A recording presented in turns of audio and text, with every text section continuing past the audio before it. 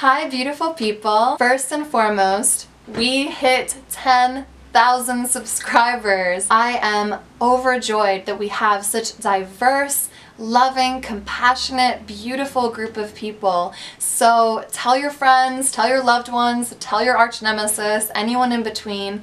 Let's just keep spreading the word about this conversation we're all having together. If you haven't subscribed yet, click that button to be a part of this beautiful community. Today I want to talk about a really hot button issue.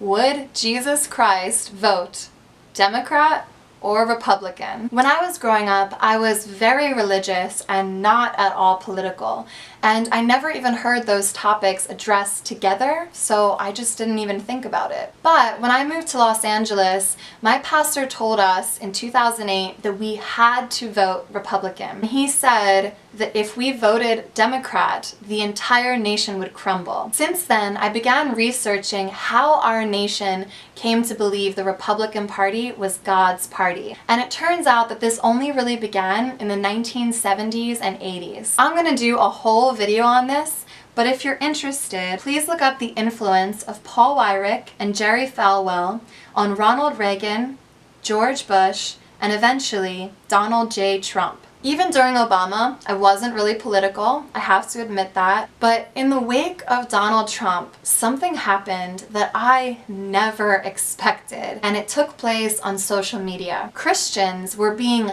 vile to each other. At the worst of it, I jumped in, and I reached a fever pitch. I started to get mean. I started to be profane and cruel. It just sucked me in. And the worst part was my dad and I got into it. And it got so bad that I couldn't even speak to him on the phone without feeling anger and disdain.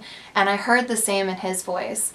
It was honestly putting the most gigantic rift in our relationship that I'd ever experienced. To this, conservative commentator Tomi Lahren would say, "You will never grow as a conservative, a liberal, a Christian, or a person if you live inside of an echo chamber." But also, raise your hand if you lost friends on social media or otherwise after the 2016 election. Congratulations, because you just got rid of some toxic people in your life. But is my dad toxic? Really? Just because we argue online and we don't share political beliefs? No other area of our relationship was toxic, so we chose to cut out politics altogether. As I calmed down, I became fascinated with how on earth Christians got here and how I believe we should move forward. Number one, recognize sameness. In America, we've got a motto that says, "United we stand, divided we fall." This echoes Mark 3:25, Luke 11:17, and Matthew 12:25, in which Jesus says, "Every kingdom, city, or house divided against itself shall not stand." Therefore, Christians must recognize our sameness with others. Romans 2:11, God does not show favoritism.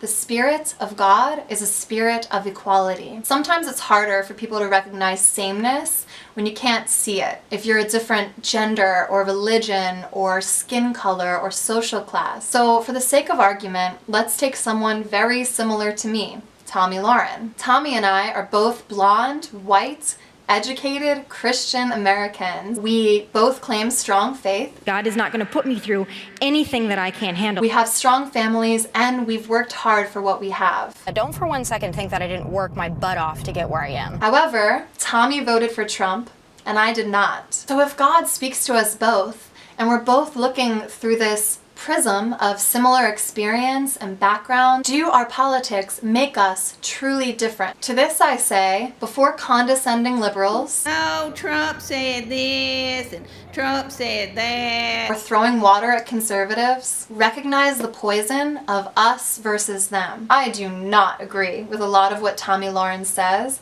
but I still respect her. She is a fearless woman who at the ripe age of 25 has become powerful and renowned in her field. When she was wrongfully suspended by Glenn Beck for exercising free speech, for advocating we uphold Roe v. Wade, she took it to court. Any feminist should applaud that. However, even when she condones dialogue between opposing views, and she's good at it, she is, My main rub is that she sometimes echoes our president in the worst way possible. If your favorite arts and crafts projects consist of knitting pink hats in the shape of reproductive organs, you are a snowflake. If you think borders, walls, and immigration laws are mean, you are a snowflake. Tomi uses the word snowflake the same way Christians use the word cherry picker. It's a way to silence people. Snowflake says you're weak, you're crying about nothing, you're marching for nothing, your opinion is stupid. Tomi, if you really want people of opposing views to speak to each other, why create a demeaning word that makes that more difficult, that creates a barrier between us and them? And Tomi is big on teasing people for getting triggered by words. We need to stop reinforcing the idea that words hurt, and the worst thing that can happen to you is your feelings are hurt. And she has every right to. She takes verbal punches with a smile. Creative! However, as a storyteller and a reader, I value words. Words change opinions and therefore policies.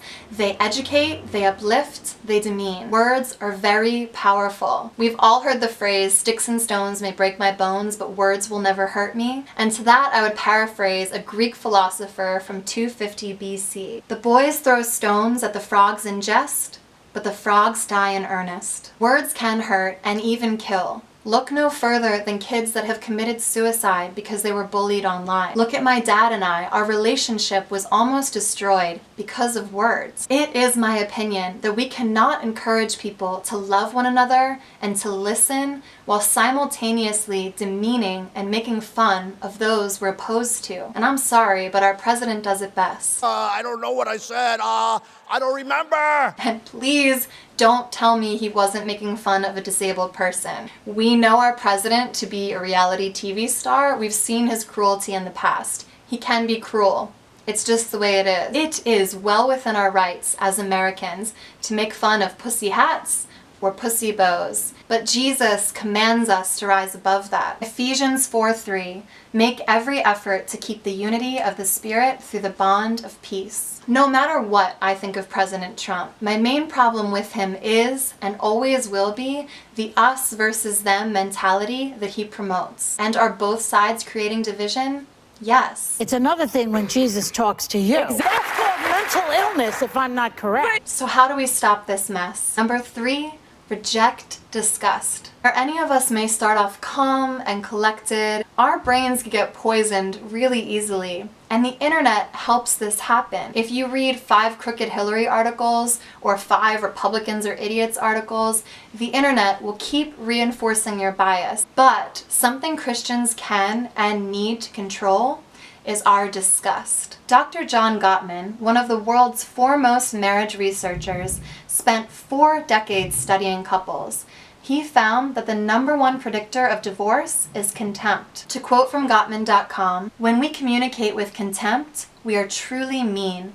Treating others with disrespect and mocking them with sarcasm and condescension are forms of contempt. In whatever form, contempt is poisonous to a relationship because it conveys disgust and superiority. Christians, this is a direct contradiction to Romans 12:16. Live in harmony with one another. Do not be proud. Do not be conceited. If you're able to reject disgust, this still begs the question, if Tomi Lahren and Brenda Marie Davies have the same religious convictions, how do they stand so differently politically? And to this I would say, number 4, people with the same goals can have different approaches. Let's talk morality. The righteous mind theorizes that we have moral foundations: care, harm, fairness, cheating, loyalty, betrayal, authority, subversion, sanctity, degradation. When studied, liberals and conservatives ranked high on the first 3, but liberals not so much on the last 2. I'm going to attach the study below so that you and perhaps those you love or are fighting with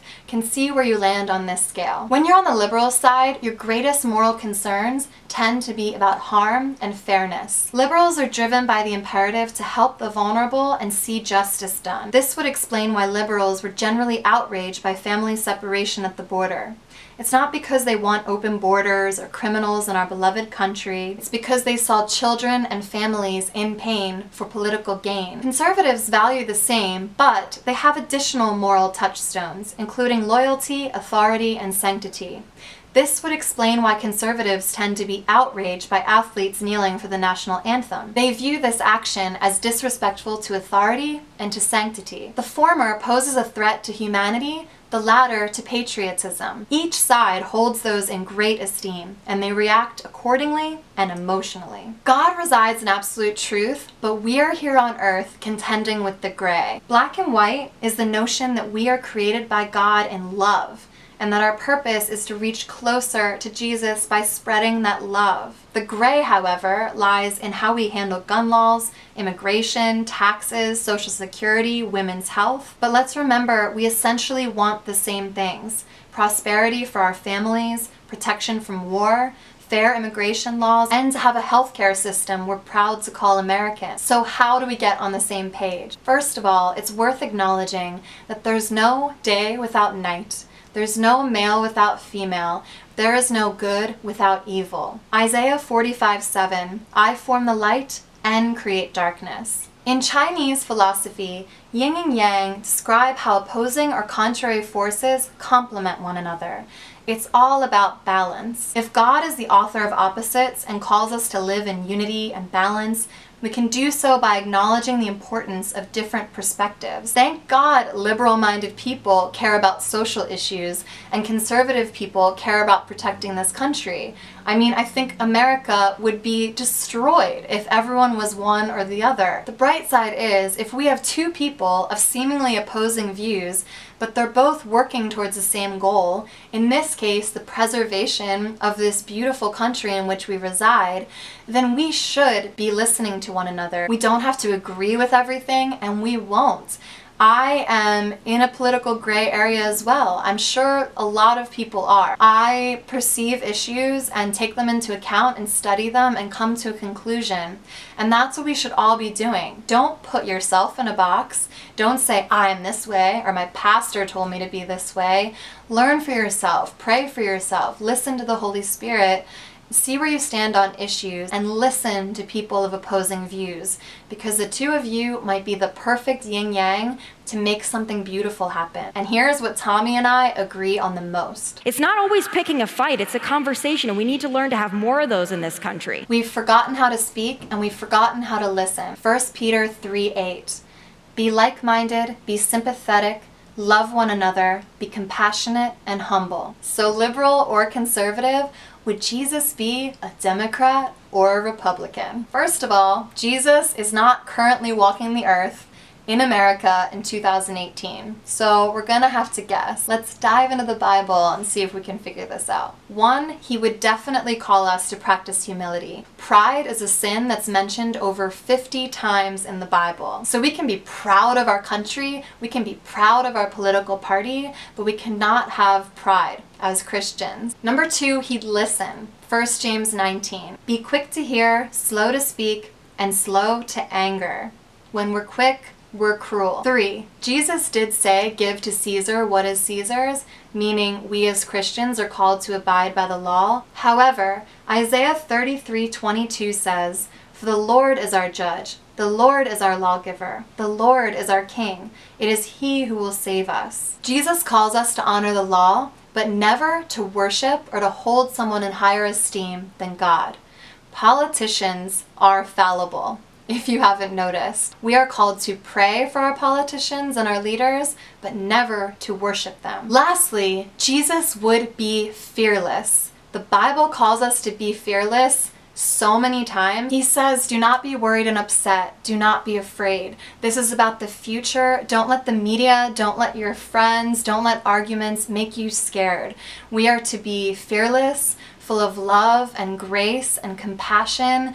These are the principles of our faith, of Christianity. So let me know if this helped any of you guys. If you disagree or agree, let me know. If you've had any terrible falling outs with anyone you love, please let me know if this helps in any way. I love you guys. Please continue to like and subscribe. God bless.